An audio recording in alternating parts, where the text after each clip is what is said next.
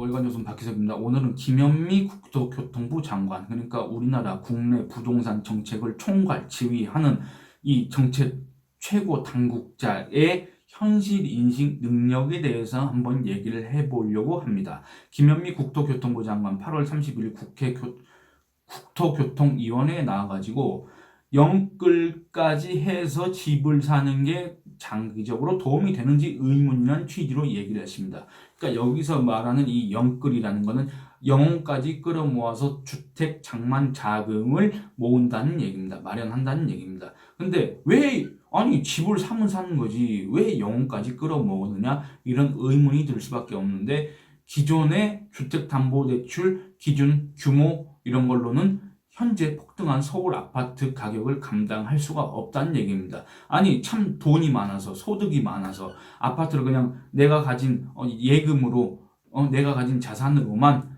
살 수 있다면 참 좋을 텐데, 아니면 아파트 가격이 참 저렴해가지고 내가 가진 돈으로 대출을 받지 않고 살 수 있으면 참 좋겠지만 현실은 그렇지 않습니다. 대다수가 주택담보대출을 끼고 살 수밖에 없는데 그 주택담보대출이 현재 아파트 시세를 따라가질 못한다는 얘기입니다. 그래서 아파트를 사기 위해서는 주택담보대출 외에 부모의 도움이 있어야 됩니다. 그리고 퇴직금 중간 정산도 해야 되고 각종 신용대출을 받아서 겨우겨우 다 끌어모아서 그 사이에 이 정신적인 스트레스, 육체적인 스트레스 이런 것까지 다 포함해서 이런 것들을 다 끌어모으고 갈아 넣어서 겨우 이 콘크리트로 된 집 한 칸 마련한다는 얘기입니다. 이게 바로 영끌에서 집장만 이런 겁니다. 근데 김현미 국토교통부 장관 이런 게 과연 장기적으로 도움이 되는지 의문이란 취지로 얘기를 했습니다. 아니 생각이 있는 사람이라면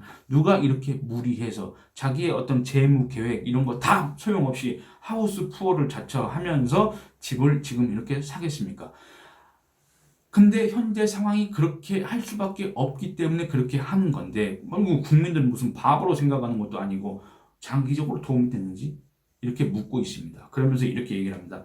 아니면 앞으로 서울과 신도시 공급 물량을 생각할 때 기다렸다가 합리적 가격에 분양받는 게 좋을지 생각해 봐야 한다. 이렇게 얘기를 했습니다. 만약에 공급 물량이 늘어나면은 아파트 가격이 일부 하락할 수도 있겠지만은 저는 일단 이 김현미 장관이 합리적 가격이라고 얘기한 것부터가 벌써 이해가 되지 않습니다. 김현미 장관이 이 문재인 정부의 부동산 정책을 얘기할 때, 그리고 이 부동산 폭등 현상에 대응하면서 각종 규제 이런 거 내놓으면서 효과가 있을 것이다 이런 식으로 얘기할 때 선전했던 이런 표현들을 감안해 보면 과연 나중에 정부나 여기서 아파트 공급 물량을 늘렸을 때 그게 과연 합리적 가격에 분양받을 수 있는 건지, 공공 분양 물량은 일반 시세보다는 좀 저렴하게 나오는 게 사실입니다만 지금까지 폭등한 거 있지 않습니까? 이 폭등한 걸 감안해 본다면 이 공공 분양 물량도 과연 그게 합리적 가격이라고 할 수 있을지, 그리고 앞으로 더 폭등한다고 감안하면은 아파트 가격이 가정한다면 그게 과연 합리적 가격일지 이런 의문이 들 수밖에 없습니다.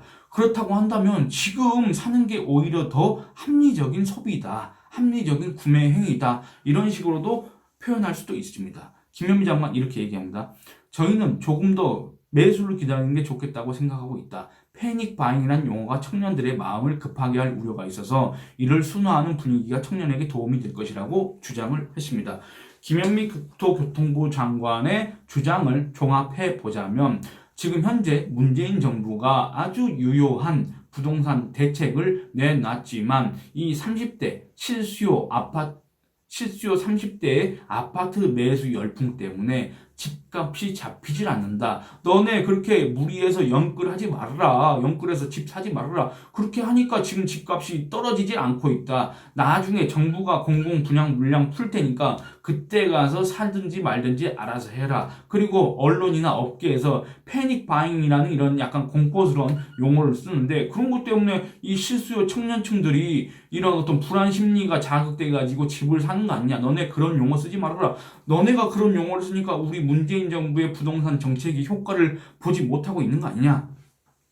이런 식으로 주장하는 거 아닌가, 이런 식으로 책임을 떠넘기는 거 아닌가, 이런 생각이 들 만한 발언을 했다는 얘기입니다. 그래서 미래통합당의 김은혜 의원이 김현미 장관에게 이렇게 얘기를 했습니다. 아니 왜 정책 실패를 청년에게 떠넘기느냐, 30대 부동산 영끌 발언에 대해 유감 표명을 해야 하지 않느냐, 이렇게 얘기를 했더니 김현미 국토교통부 장관이 뭐라고 했느냐, 그 무슨 말씀하시는지 이해가 잘 되지 않는다는 취지로 얘기를 했습니다. 그런데 이런 부동산 현실 인식 능력은 김현미 국토교통부 장관뿐 아니라 추미애 법무부 장관도 마찬가지입니다.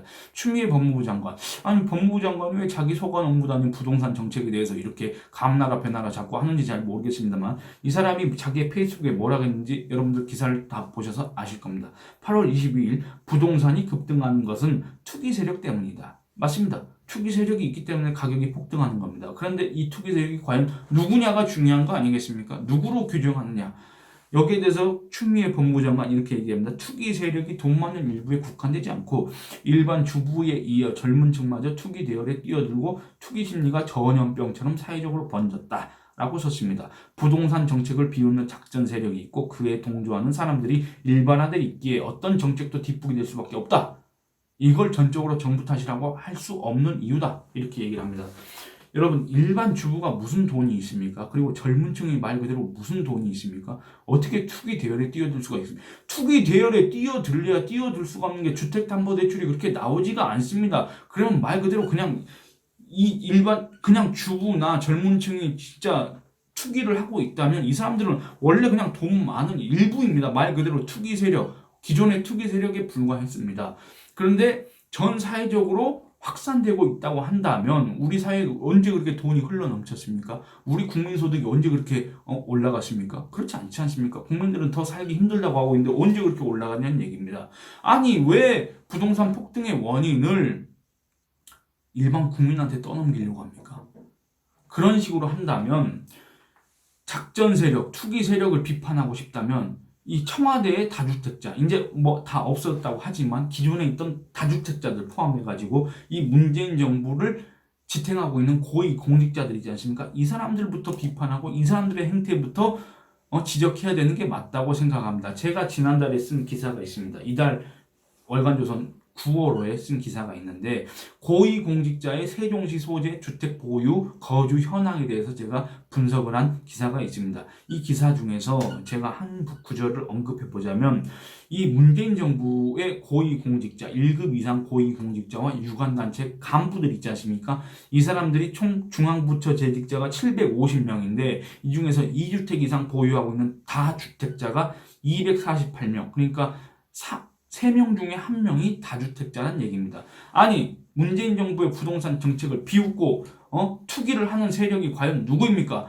그리고 이들이 입안한 정책에 의해서 정작 피해를 보고 있는 사람이 누구입니까? 도대체 피해자들한테 이런 식으로 얘기를 하는 게 과연 정부 당국자들의 책임 있는 태도인가? 이런 거에 의문이 들 수밖에 없습니다. 앞으로 문재인 정부가 부동산 정책을 내놔가지고 그게 효과를 낸다면 참 다행이겠지만, 그래서 집값이 안정된다면 다행이겠지만, 앞으로 폭등하면 이 사람들은 또 무슨 얘기를 할지 정말 기대가 됩니다. 정말 그런 상황이 안 오길 바랍니다. 예, 오늘은 이만 마치겠습니다. 감사합니다.